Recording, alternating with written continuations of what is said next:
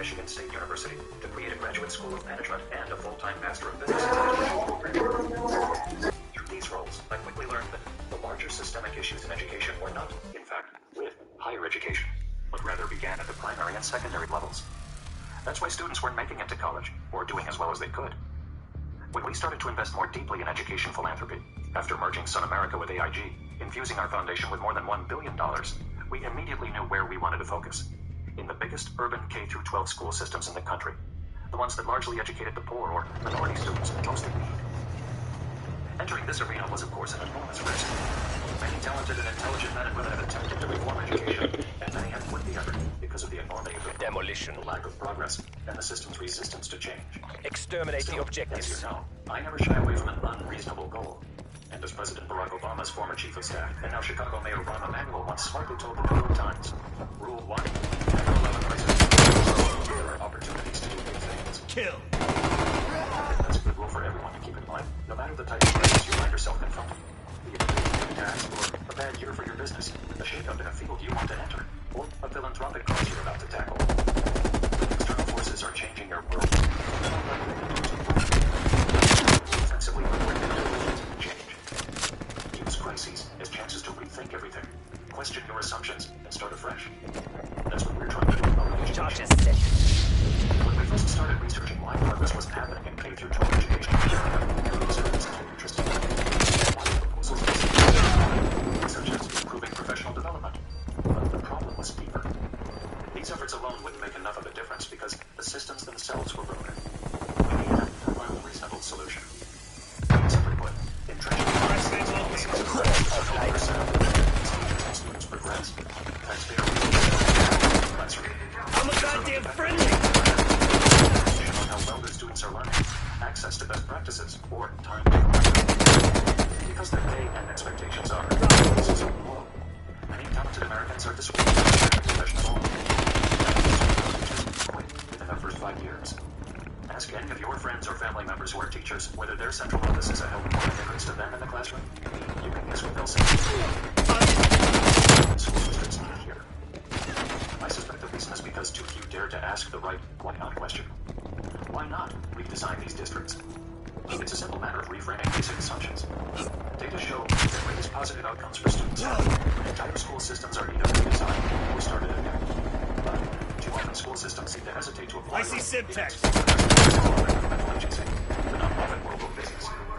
Although the education systems are run by well-meaning people, those leaders' interests Syntax. managing organization is enormous and hugely important as an urban school district. Take my hometown. The budget for the Los Angeles Unified School District is $7 billion. Time is our enemy. Equivalent of a Fortune 500 company or a large federal government agency. Every decision is on. about how and where funds will be used, how policies will be set, how to run facilities, operations, human resources, and transportation Jammer deployed. has an enormous impact. These decisions are needs. Too often, Smoke grenade. occupied with jobs for adults rather than the futures of students. School systems, including dozens or even hundreds of schools, must be transformed for teachers and students to succeed in the classroom. This is why our foundation's goal is to help turn entire Charges government diffused. into a high-performing public enterprise that in fact Enemy spy plane inbound.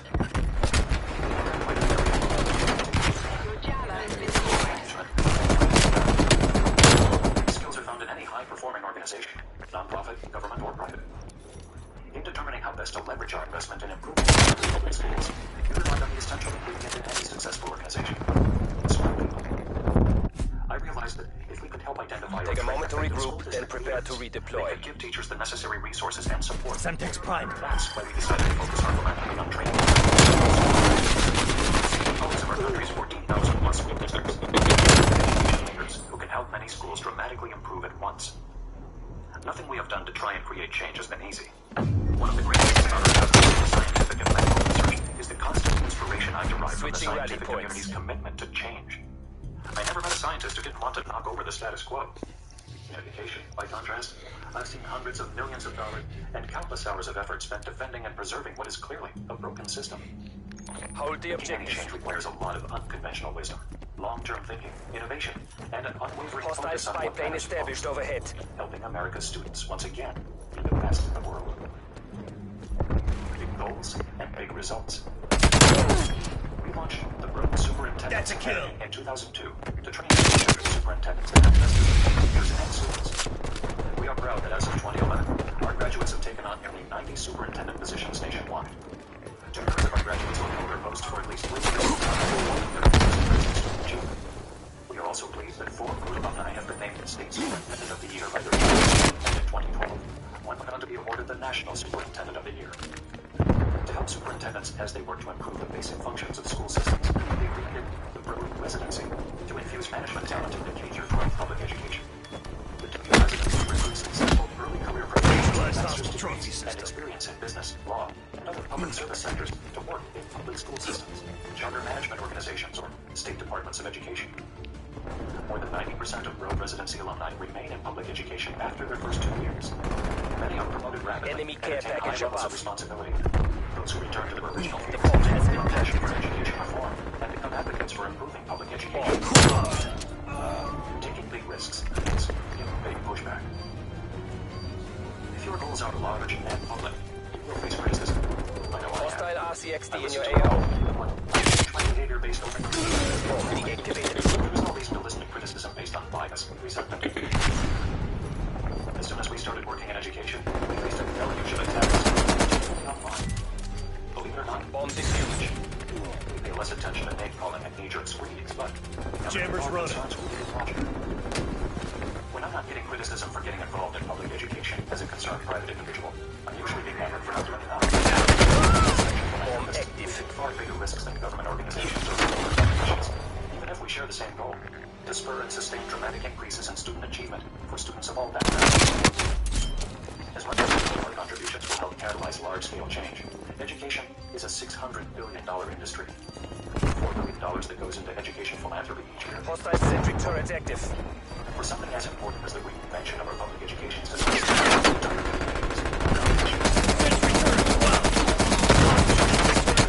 with access to research, practices in education, and we have supported local efforts where we think they will truly help students and teachers succeed. But elected officials, parents, and teachers, this should have some change. The problem is immense. The solution must be big enough to match it. Challenge the status quo. Teachers and defending public education. It is possible to encourage innovative, creative, and new solutions to tackle Enemy the spy challenges plane facing inbound. public schools. And it is possible to provide all of our children with equal access to a good, free, quality public education. Not just those lucky enough to live in an area with a great school. Threat neutralized. Reasonableness works. After Edie and I moved into our current home, we decided we wanted our point as mobile as the house itself. That's a loss. All operators to Richard exfil. Sarah. He's America's back greatest here, you popular cowards! because he is We brutally still got but he's always involved, and he does things with skill. Impossible. I vividly recall the day Richard came over and walked around the yard. Richard the soldier would go. His initial concept involved 4 40-foot-tall steel columns. I pointed out that he and I lived in the country, which would make such a work unwise, if not impossible. So, Richard came up with a proposal that merely was unreasonable. He wanted to stand 4 steel panels, each 15 feet high and 21 feet long, on the lawn, and curve them into each other like a nest. Each steel panel would be 2 inches thick and weigh 15 tons. No place on the West Coast could handle that sort of job, so the panels would have to be fabricated at the Lukens Steel Company in Coatesville, Pennsylvania, and then shaped at the old General Dynamics plant in Rhode Island. General Dynamics was willing to take on the work to fill the hours when they weren't building nuclear submarines. Then, because the panels were wider than any highway lane and taller than most overpasses, they would have to be trucked on 4 separate flatbed trucks across the country with multiple police escorts. When they arrived, we would have to rip out some trees and walls to install the beams. Because no helicopter could carry that weight, our steep driveway would have to be lined with steel plates and strengthened with concrete beams so that each piece could be put in place. I started to wonder if that was how the pyramids were built. When Edie and I suggested to Richard that this sounded a bit too unreasonable, even for me, he assured us, "It's really no problem. Don't worry." We gave Richard the go-ahead. His panels finally arrived around midnight the weekend before Thanksgiving. We got a phone call that a package was at the door, as if it were a Federal Express delivery. On the side of each panel, written in chalk, were the words, "Not submarine work," just to be clear. At one point, we reminded Richard there was no title for the work. We recalled what he had told us about the installation. Peanut, I can say right now that Peanut motherfucker. No problem.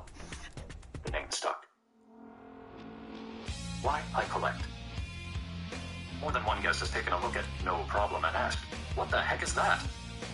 I had the same reaction when I first began looking at contemporary art. I didn't get it.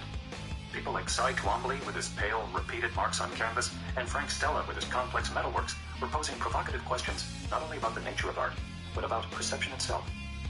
Of course, I didn't know all that at the time. I was experiencing what the art critic Robert Hughes called the shock of the new. The first artwork I purchased was a drawing by Vincent van Gogh. It was a nice, peaceful scene of two thatched huts. You didn't have to wonder at it, and it certainly wasn't jarring. But after several years, I grew a little tired of it. I needed something that grabbed me, and that didn't have to be put in a drawer for 6 months out of the year to keep it from fading. I set up a trade so we could acquire a Robert Rauschenberg red painting, Demolition. in our home today, and still is one of my favorite pieces. Wipe out the I objective. contemporary art for a number of reasons. It was hard a homework-based decision. I know that the best Deploying collections were flashbang. generally built while the artists were alive. That way, the collection represents an era in the collector's personal taste. Your money also goes further when you're placing bets on the future. Mostly, though, I decided to collect contemporary art because it moved me and it made me think.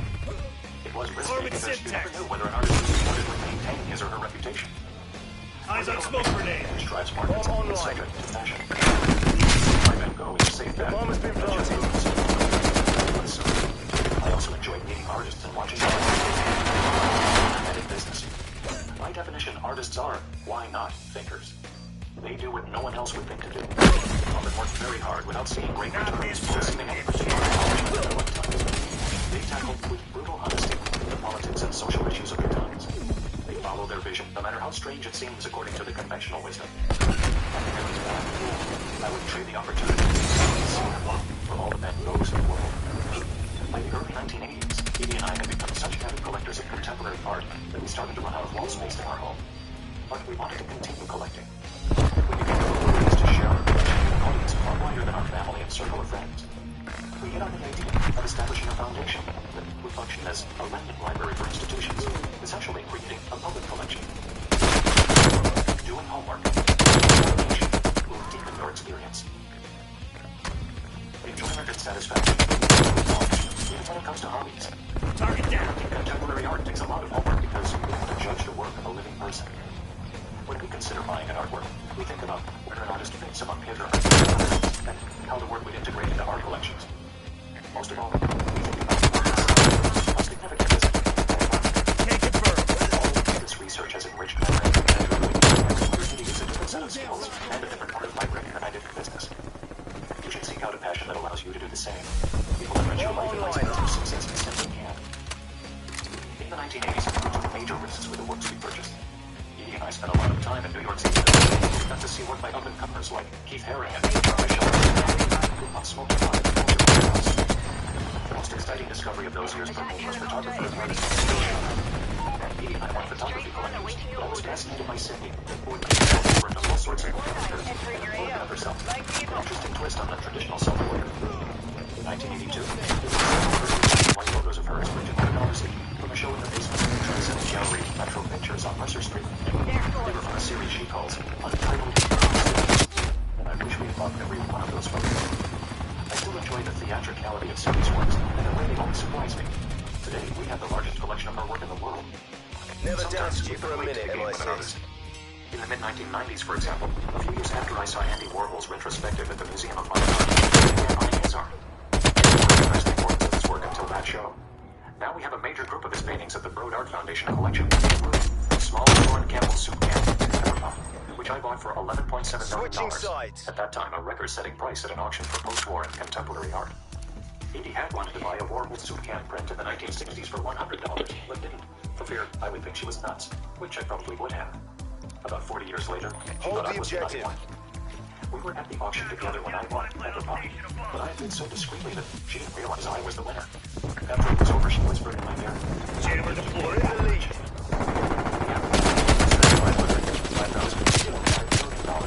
Only one thing matters. You have to want to look at it. You have to love it. That's priceless. Pursuing a passion sometimes means casting aside your business sense. Jeff Koons is one of the artists to whose work I'm instinctually drawn. As we did with Cindy Sherman, Edie and I Back met Jeff in up. the Woods 1980s. authorizing napalm strike. I immediately liked his work. His background was in the Harmony Street was Jack. I found his art playful, fun to look at, and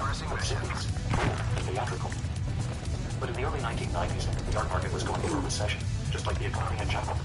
Jeff was having a hard time and had trouble getting an ambitious and groundbreaking series of his called Celebration off the ground. The most important sculpture of the series, Maroon Dog, would require $700,000 to fabricate, just for the first of 4 planned versions of the work. I decided to do Tack something I on. rarely do. Get a straight front on my grid. For works that had not yet been fabricated. $1 million contract to fund the fabrication of Maroon Dog, another sculpture from the same series. I did it because I believed in Jeff and his work. As he began work on the project, however, he began crediting the fabrication costs of Maroon Dog. An oversized sculpture reminiscent of a childhood balloon animal but constructed from reflective stainless. Would be seen in the mirror. Postal bronze, which I might not have done in business.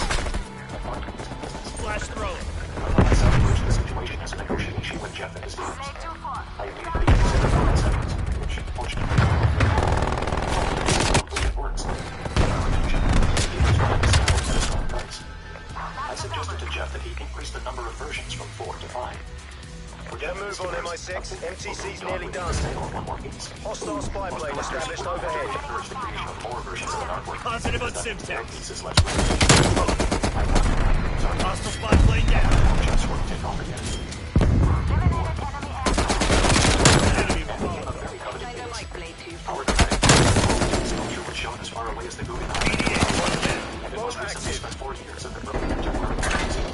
Also, it was one of art. Now, not to get distracted by your passion. I don't like wasting time, so I got in the habit of working studio visits and museum trips into my business or philanthropic Bastards travels. will think twice before they try that People again. often think it's strange how briskly I go. When are they gonna give us a real Sure, I fucking could stand in challenge? front of each piece and stare at it for a good long time. Enemy with Simtex. My knowledge to my Enemy spy plane removed. much as I would like to stay, I have to move on. I can give myself time to take in artists and studios, art fairs, and the experience of an artist's studio is always inspiring, and sometimes unusual. Some years ago, for instance, I dropped by British artist Damien Hirst's studio, only to be handed a protective astronaut-like suit, so I could watch him lower a shark's carcass into a tank of toxic chemicals. Although that's probably not everyone's cup of tea, I love it. Browsing art fairs is just as enriching for me. It's exciting and intimate, and it lets me into a world I would never have known if I had stuck to business. Sometimes it's just plain fun. Take the Art Basel Fair in Switzerland in 2009, where I had the chance to give some art advice to an aspiring collector. I was walking through the fair with Edie when I saw a lot of cameras pointed at some guy wearing a hat and sunglasses, even though we were inside. I had no idea who he was, but I've never been one to resist a camera. I walked right up to him and looked at the artwork he was contemplating. A 9-foot-long neo-Rausch painting of a racetrack, Etappe. Our foundation has a fair number of works by Rausch, the native of East Germany, whose work combines the seemingly contradictory influences of socialist realism and surrealism. We discussed the work and the artist, and I said it was a good piece, and we would probably buy it if he didn't. He ended up purchasing the work. After I'd walked away, Edie finally told me who I'd been talking to. Brad Pitt. He has a good eye. A passion is not a license to spend. Just as I don't spend more time than I can spare on art, I don't spend more money than necessary either. I always look to leverage what I do spend. One of my attempts to do that has entered art world folklore. In 1995, I purchased a classic painting from Roy Lichtenstein's high pop period titled I'm Sorry. I had first seen the painting on the wall of dealer Holly Solomon's New York living room. It depicted a comic book blonde, actually it was supposed to be Holly herself, weeping a lone tear and apologizing in a speech bubble. I liked it on first sight, but it would be 15 years until I finally acquired it. As I walked into Sotheby's auction room that day and was given a paddle, I asked if it was true that they accepted credit cards. They did. As it happens, I had a high credit limit American Express card that gave me a frequent flyer mile for every dollar I put on it. I bought the Lichtenstein for $2.5 million, which I knew was a fair price because other Lichtensteins of the period were selling for a lot more, and I put the purchase on my card. It caused quite a ruckus. Sotheby's had to negotiate down the transaction fee with American Express. Wipe out the What would I do with objective. that many frequent flyer miles? Actually, I donated them to students at Cal Arts. The reason for charging the purchase, which shouldn't surprise you by now, was the interest. Rather than handing over $2.5 We are million almost out of up front, time. I could keep my money invested, earn my usual high return, and pay for the fees when my Amex bill came due. A little Jammer more planted. later. When the next season's sales were over, laugh from the crowd. We no longer take credit cards. Eli. Semtex going out. Broken you. Enemy Looking for RCXD. location. No matter what your pursuit, The most fulfilling part is sharing it with others. You wouldn't want to cook gourmet meals just for yourself. The bomb has been planted. A lot of collectors would want to buy an art purchase so they can look at it or say they own it. Evie and I have never felt that way. If we buy a work, Charges diffused. we want a lot of people to be able to see it. When the Broad Contemporary Art Museum opened at the Los Angeles County Museum of Art, I told director Michael Coven he could borrow any works from our collections, including those handmade books. He came in and practically started the walls, and we were excited. Although the Broad Art Foundation has made more than 8,000 loans to nearly 500 museums since 1984, there still was the question of what Evie and I would do with our personal art. Split it up. Switching rally Bring in a points. small gallery, but continue primarily as a lending library, or build our own museum. Most museums keep the bulk of their art in storage, which we didn't want to happen to the pieces in our collections. A small gallery, even with an aggressive lending policy, would have the same Protect effect, your objectives. hiding most of our collections from public view. And as they kept growing to nearly 2,000 works, we realized no museum could ever show more than a few of our works at a time. Building a museum was the most challenging option, also the most rewarding. The Broad will allow our collections to stay Hostile whole sentry and be turret accessible active. to the greatest number of people in Los Angeles and in museums worldwide. With the Museum of Contemporary Art across the street, and Museum in downtown Los Angeles a nexus for contemporary art, and Flashbang going out. the headquarters of the Broad Art Foundation's collecting library, making sure that all our art does what it was made to do: bring beauty, inspiration, and the shock of the new to as many people as possible. Charges set. Reflections and second thoughts. In the preceding chapters, I shared some of the mental habits and day-to-day practices that I believe have helped me succeed over the past 6 decades in these 4 careers. These principles and practices grow out of a mindset most people would regard Hostile as frag. Retargeting detected. to the extent you make this mindset yours. Incoming artillery. Hostile removed. Full of yourself, and you'll exceed everyone's expectations. At least you are. Your whole life is lived with confidence, decisiveness, and drive, but it does not guarantee happiness. Success cannot inoculate you against difficult times. Every life brings regret, tragedy, and crisis, the moments that test our ability to Mission objectives untenable. Execute classified protocols. But I recognize my mistakes. Withdraw, I know withdraw. what I would Got us like my beat. legacy to be, but I also know I can't control what others will make of it. At the very least, I hope that what I have done will survive me and continue Grenade. improving the lives of others long after mine has ended.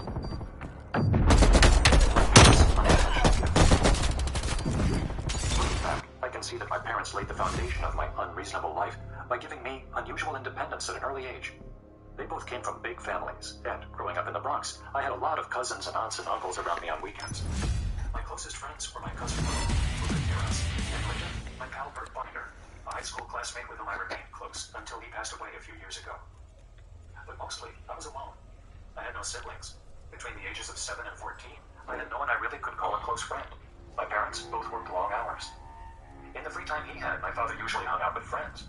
My mother worked late into the night keeping his books. Being so solitary at a young age shaped me into the man I am today. I learned to think and make decisions independently long before most people do. I never had to seek anyone's approval, so I didn't acquire the habit of wanting it. I learned to be comfortable with silence. I acquired the attitudes that many people would later find unreasonable: a thick skin and a laser focus. Many people would consider a solitary childhood sad, perhaps even a misfortune. But for me, it became a school of opportunity, and I made the most of it. My sons and my choice. On that elusive work-life balance. My father worked hard to give me the childhood I had, but he wasn't often a part of it. He usually filled his leisure hours with friends, but he still tried to spend time with me when he could. He earned enough money to take us on vacations in the winter. He took me to political rallies. We were in the car together when we heard on the radio that Pearl Harbor had been attacked. And throughout my adult years, I knew he was deeply proud of me. He carried an early newspaper article about Kaufman and Broad in his wallet until his last day. I tried to do more for my sons than my father could do for me. I had always wanted 2 children so that they would have each other's company in addition to mine. Jeffrey and Gary were born in 1956 and 1959, respectively. I taught them how to ride bikes, fly kites, and play chess. I tried to help Jeffrey learn to read and overcome his dyslexia, a condition with which I had struggled as a kid. But it was Edie that spent long hours doing visual training exercises with him. I went to Gary's baseball games when my hours allowed. He was an impressive athlete, something I never had been. I insisted on having dinner as a family in the evenings whenever I got off work. But I confessed I was serious, focused, demanding, not much fun. I took the boys with me to tour subdivisions, and now I realize that's not exactly how kids want to spend their weekends. They miss too many moments. I know from watching the way other parents are with their children. Jeffrey and Gary's childhoods coincided with the years of expansion at Kaufman and Road. Bomb planted. Hold Once your in position. Arizona, they were very young. Out of the objective. I traveled twice a month to our other offices, particularly when we were opening and trying to master technology as we did throughout the 1960s and 1970s. Time with my sons was precious, but unfortunately rare.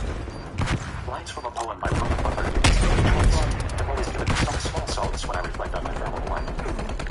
The intellect of a man who is forced to choose for a life or a career. By now, you know which I chose. Although I am proud of my accomplishments, I sometimes wonder whether I should have chosen differently. Those choices you start. If I could do it again, I would try to find perfection and a balance between the two, as I hope you would. An unreasonable life can take you far in your career, but sometimes it can take you too far from home. Don't let others define your failures or your successes. No matter the sort of life you choose to lead, you will have to whatever choices you make about life or the others will say or even criticize you. My family and I, thankfully, have kept much of our privacy, but my work is public, and along with respect and accolades, Charge I is have faced diffused. much criticism. As I have told you, I ignore criticism that is merely carping, but I do accept it when it makes sense. It's important to understand the events you regard as failures. I know when I fell short in my career. There were failed deals and negotiations and purchases. There were relationships that went dry. And there were what I consider the true missteps. Heads down. Sniper. As a young accountant, I was good at numbers, but bad at being decorous with the higher-ups. As a homeowner, I chose the wrong time to leave my company in someone else's hands, and I also made perhaps the biggest mistake in my business life. In 1966, Kaufman and Road formed Nationwide Cablevision. This early entry into the cable industry was no on our party. In 1972, our three main businesses, home building, life insurance, and cable, all demanded a great deal of capital. So we sold Nationwide to Telecommunications Incorporated, TCI, for a 15% share of TCI, which we immediately cashed in for $23.5 million. It felt like a coup at the time because we had shed a business that we knew couldn't grow without heavy spending on technology and infrastructure. TCI, however, went on to become the country's largest cable provider. It was later acquired by AT&T and then sold to Comcast. Comcast today is worth $80 billion, something utterly unimaginable when we cut out of the cable business. Jammer I should deployed. have sold the home building company and kept cable. There are the moments that are disappointments rather than failures. My business career, in fact, occurred through no fault of my own. Threat down. At Sun America, I had no customer savings by refusing to bet the farm on junk bonds and other risky businesses. A lot of other insurers did not take the same precautions. We fell under regulatory scrutiny simply because we were in the same business. Trying to assure regulators that our books were clean of high-risk investments was one of the more stressful experiences of my life. We managed to convince them after a series of meetings and after promising to adopt stricter regulations for ourselves. Finally, philanthropy. No matter how proud I am of our foundation's work in education, I am overwhelmed by how much remains to be done. We can't possibly restore America's public schools to greatness without a unified call from the public. Everyone has to work together to fix the system so that teachers and students have the support they need to succeed. My proudest moments, they've been what you think. Just as it is important to know your failures, it's critical to be clear about what you consider your successes. I'm proud of making life easier for people by building affordable homes for families, creating secure futures for retirees, generating high-performing returns for shareholders and employees, boosting the education of American children, improving the health of people around the globe, and broadening the perspective of museum-goers with a chance to appreciate the art of their own time. Bomb active. I've always been driven to build, to create, to challenge, and transform. Bank account.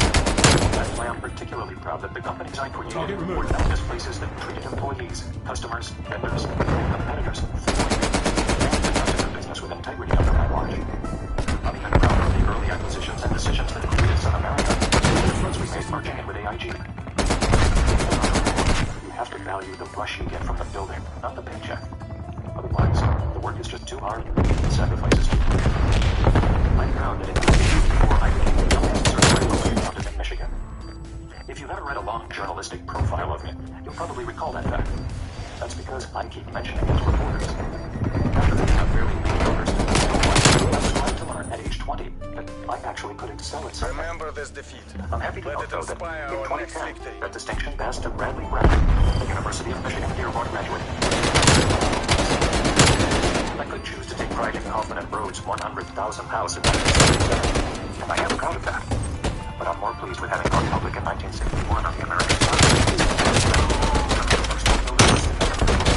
In 1969. Switching sides. At the time of the first listing, and young entrepreneurs were not quite the hot investment prospects they would become in the era of Silicon Valley. Even more than creating a publicly traded company, I am proud Wipe out of simply objective. having started a business that got off the ground. Hostile care package inbound. If you've ever pulled it off, be proud of yourself. If you're trying to do it, set your goals. Always define success for yourself, not by someone else's criteria. Don't judge yourself on your bank balances, or strive for some magical number of fans, friends, or followers. Make your goals more ambitious. As long as you're around, your work, whether that's your job, your family, your philanthropy, or your pursuit of knowledge, is never done. Charges set. Hostiles took out your jammer. I take to heart the idea that my work is never done. That's why I'm most proud of my fourth career, philanthropy. People often assume that the wealthy engage in life without guilt. That might have been true for many like me. This career in business involved some deplorable incidents. For most of this generation of life, it's a matter of applying skills learned from what we've done best in business. Plan established. It's about opportunity to these cities and success this country.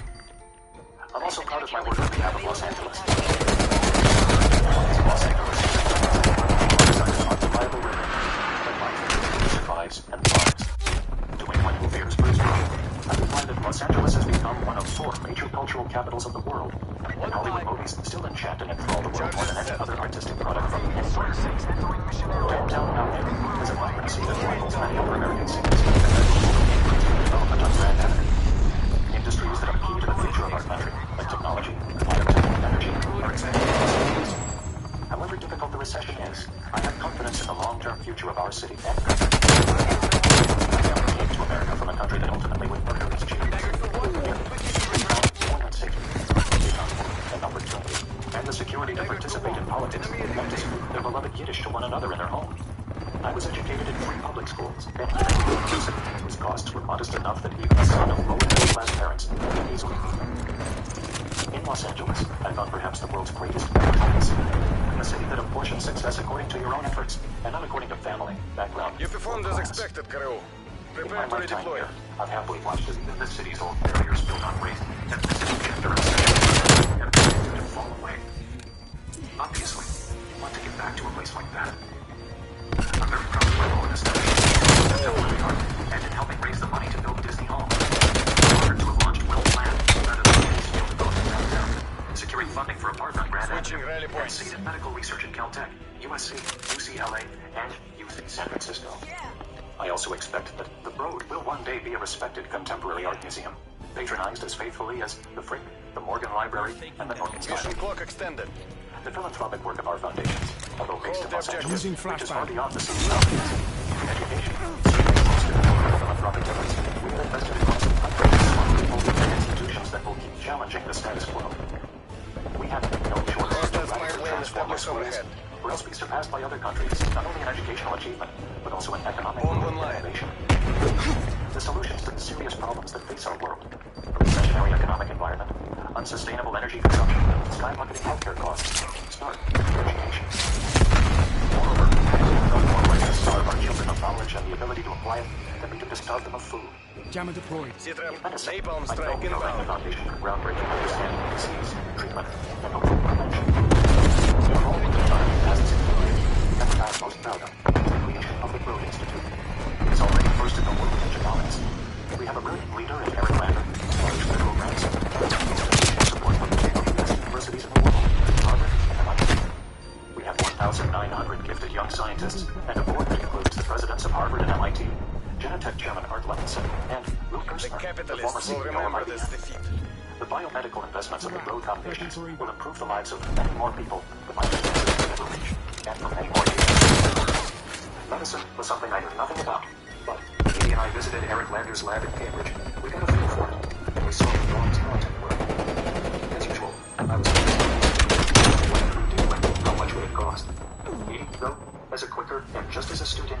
comes to people. She caught on fast to Eric, who is an accomplished communicator. We weren't even back in Los Angeles before she started to say, we should give him all our money. The best move I ever made. I began this audiobook by telling you that the one constant throughout my career has been the paperweight Edie gave me with the quote from George Bernard Shaw. But the real constant in my life is, of course, Edie. We have been married for almost 58 years. She caught on early to how unreasonable I was, and although she doesn't always like it, she loves and understands me. She brings me back down to earth when I need it, and pulls me out of the weeds when I wander. She listens to me and advises me. She teaches me about the best things in life, art, companionship, and family. I'm fond of saying that, whereas a lot of people don't love me, everyone loves Edie. It's true, everyone does. Me most of all. We had to learn, sometimes, to live around each other. I agreed to forego mortgages, to stay in the same Los Angeles neighborhood for decades, and to not let my mind wander too far during certain family gatherings. She gives me a pass on operas and symphonies, which I've rarely attended, but I encourage her to go with friends. Mostly, she allows me to be as I am. Always working, always restless, but always anchored. We have not always had an easy road, and have had our rough patches. Our most difficult trial was decades ago. Edie had a serious medical crisis when she was only 20 years old. No matter that it grows more distant with each passing day, no matter that she and I are healthy in our late 70s, thinking about that time still tears me apart. I spent the months when she was sick trying my hardest, and often nearly failing, simply to live through each day. I'm grateful for every day we've had together since. For those dark days that taught me what really matters, and for the days before, when I was just barely hanging on to my job, when I was only an artlessly unreasonable nobody. Demolition. Loved. Back then, when I first began talking about starting a business, I remember her joking that I had to do it, and I had to be good at it, because she didn't know how to cook. Flashbang going. Or at our parents' houses. One of the first place, a tiny rented home, was not Dropped the him. usual dinner. Edie had managed to make a Pillsbury chocolate cake by following the recipe on the box. I came home from my job. We split the cake down the middle, and we each ate half. It remains one of the best meals I've ever had. I have made poor choices. In my personal life, and in the way I balanced those two. He But smoked. I made one brilliant choice that outshines everything else I've done. I asked Edie to marry me.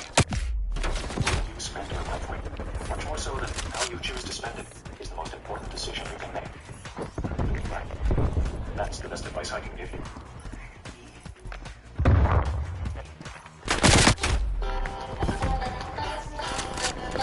This has been a Gildan audio production. For more affordable life-changing audio programs, visit our website, gildanmedia.com.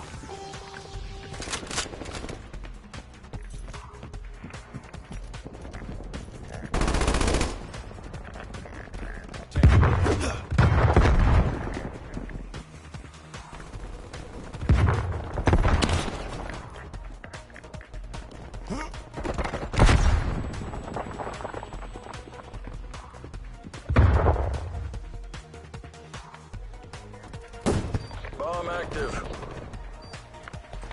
Throwing flag. Wipe out the objective.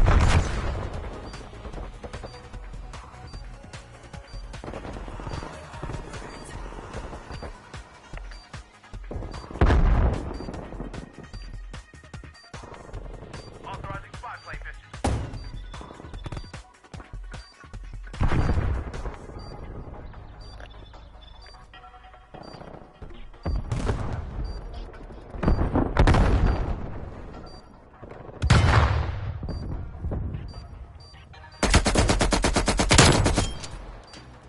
All right, got this. Let's go.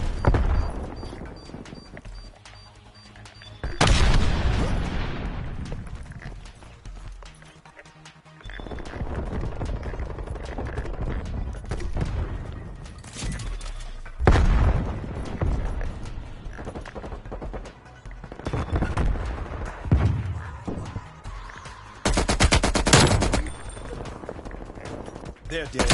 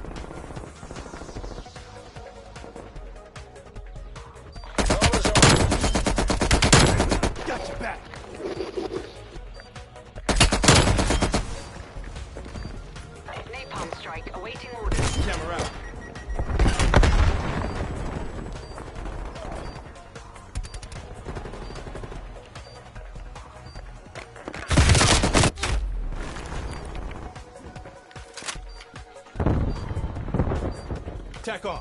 Deploy napalm strike. Soldier 4-2 commencing canister bomb. Watch out below. Napalm on target. Soldier headed to rearm.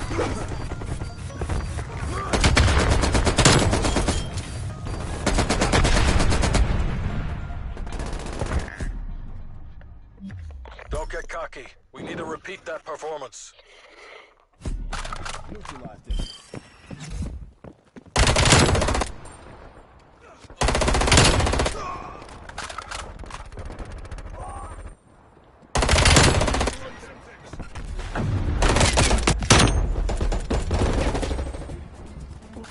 Switching sides.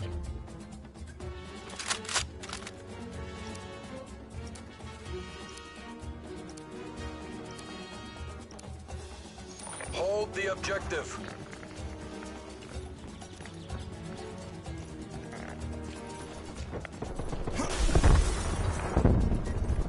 We're in the lead.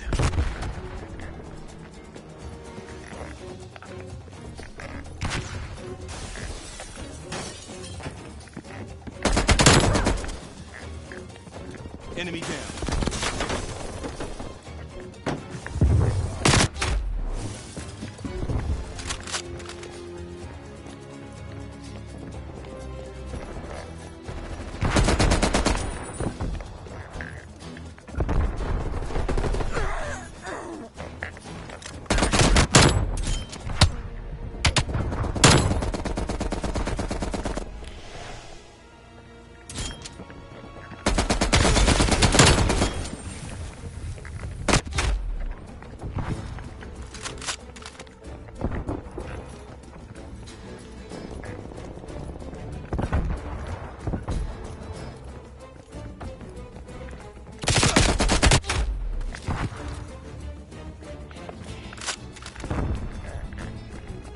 The bomb has been planted.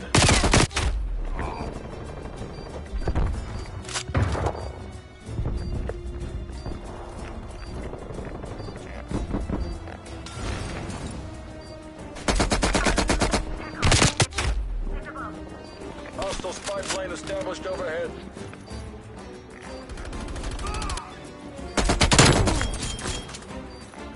Target down.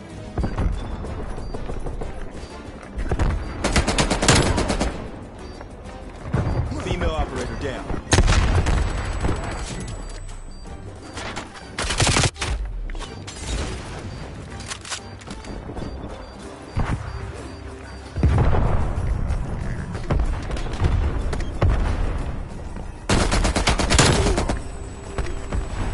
Clean shot. Deploying jet. Bomb online. Hostile spy plane established overhead. Bomb deactivated.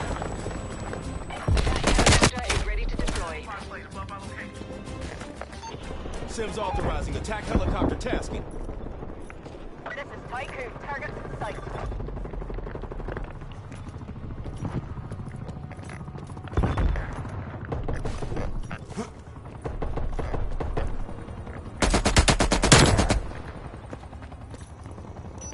Trophy system neutralized.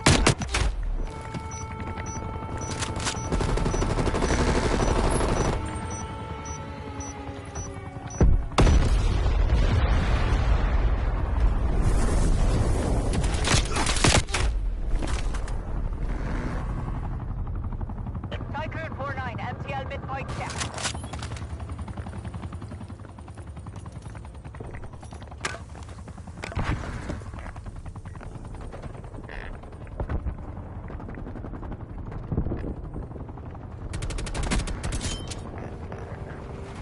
Hostile destroyed.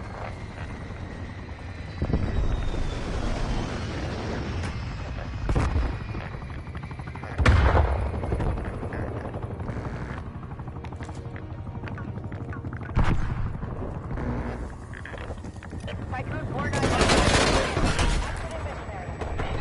there, Tycoon 4-9. Drive safe.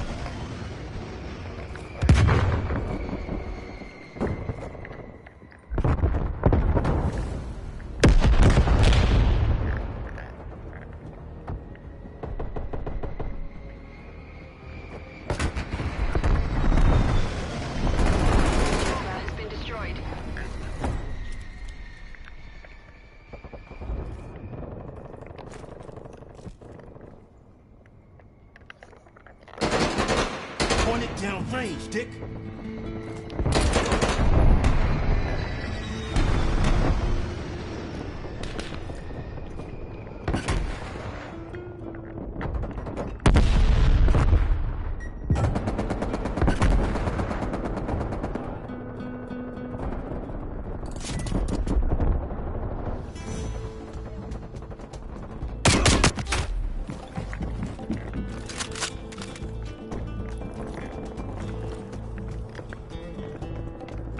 MTC is running down.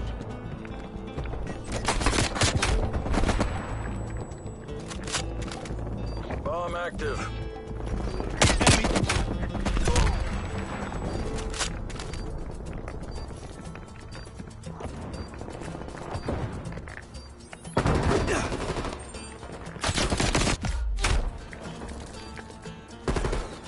Charges diffused.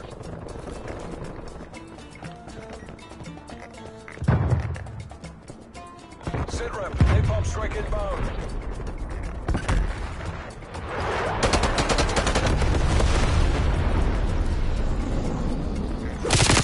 Hostile attack helicopter inbound. Bomb online.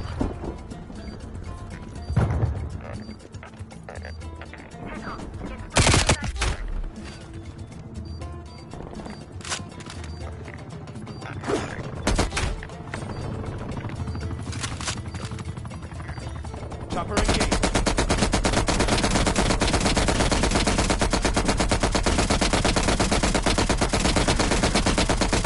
Helicopter's going.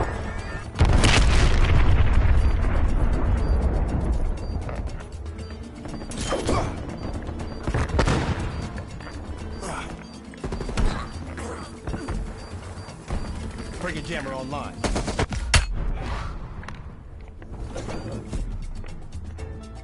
Top off your ammo. We're going back in.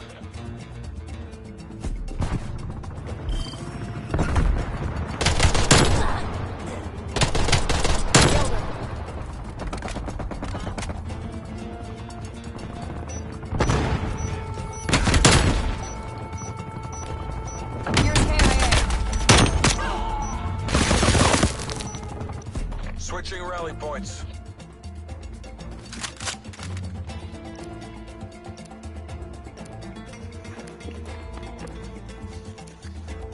Extending mission time. Neutralize the objectives. Enemy spy plane inbound.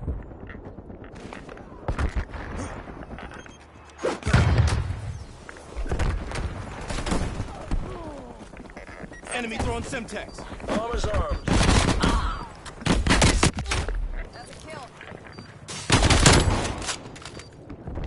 Strafe run incoming on your location.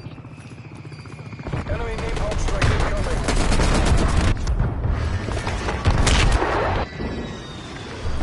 Enemy sentry turret detected in your AO.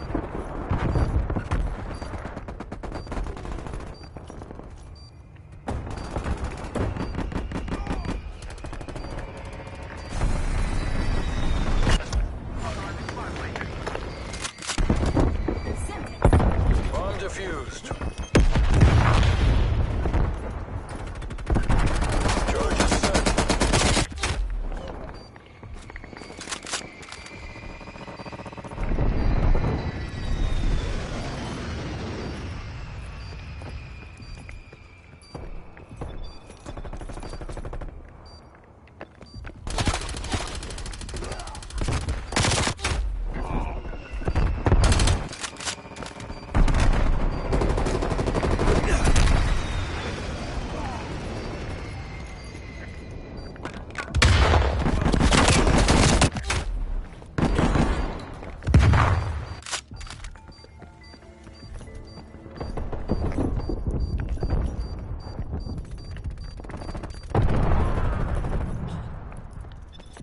There's no coming back from that. Haul your asses back home, CIA. Squad mates down. Mission Fubar. Request immediate evac.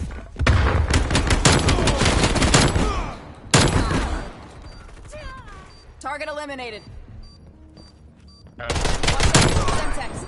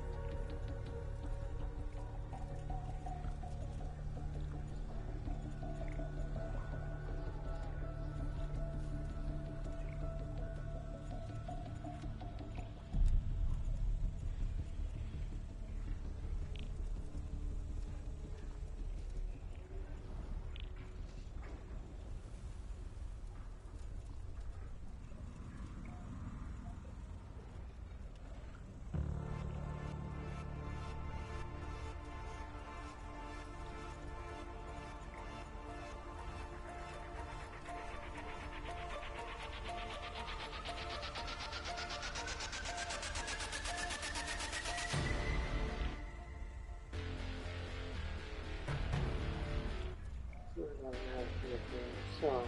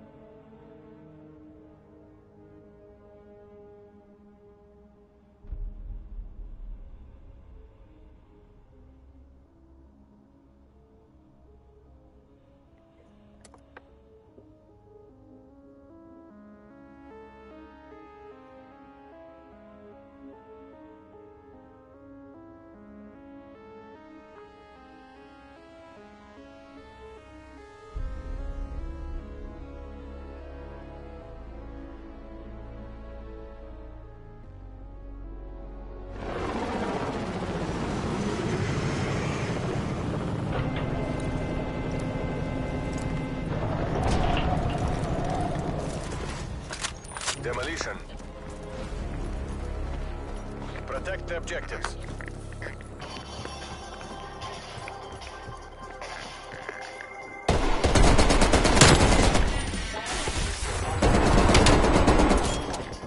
Navy SEALs 10 fail-safe principles for immediate change by Brent Thompson. With an introduction by Mark Owen, read by Robert Petkoff.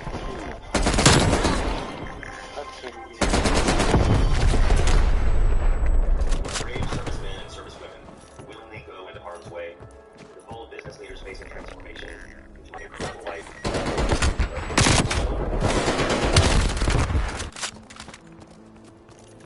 Forward. I first met Brent in early 2002 Bomb planted. when he Hold your joined the positions. Team 5 and was assigned to another guy from his science class. You're now one of our new guys. I know him well during our workup for platoon level training, and his background intrigued me. The bomb has been Ceasefire. planted. Friendly He attended target. college prior to enlisting in the Navy. He attended America before making the transition into Bomb the Navy. deactivated. I was curious as to why he left the lucrative job as a financial analyst to join the teams. It seemed he felt called to a higher purpose, like the rest of us. Brent played the new guy role well. He was smart, mature, listened, and was eager to accept Semtex advice going and out. constructive criticism when mistakes were made. He led the team for a couple of years, and took Brent under the leadership of the ropes. The aftermath of the 9/11 attacks has sent a shockwave to the NSW, Naval Special Warfare. The enemy is the execution of those cowardly acts of terrorism. As the Navy SEAL ethos states, we train for war. Bomb online. These were the times of great uncertainty. It was already becoming clear that our initial expectations. Enemy spy plane inbound. It seemed the war would be over with potentially no clear end in sight.